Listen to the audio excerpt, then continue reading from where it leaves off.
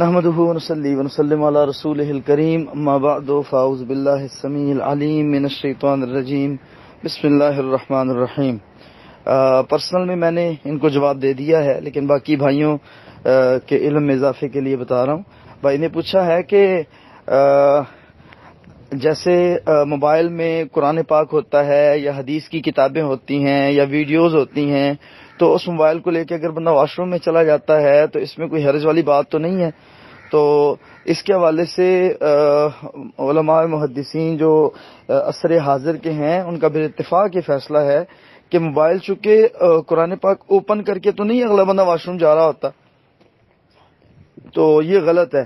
Mobile میں قرآن پاک کھول کے واش روم میں جانا یا واش روم میں کھول کے قرآن پاک اس سے پڑھنا یہ غلط ہے. لیکن اس کے مترادف دوسرا مسئلہ کیا ہے، حقائق کیا ہیں؟ حقائق یہ ہیں کہ اگلا بندہ موبائل کو جیب میں ڈال لیتا ہے، اس کی جو اسکرین ہوتی ہے اس کی وہ آف ہوتی ہے، یا کم از کم وہ ایپ آف ہوتی ہے جس میں قرآن کریم یا حدیث کی کتاب ہوتی ہے، تو لہذا اس میں کوئی حرج نہیں ہے.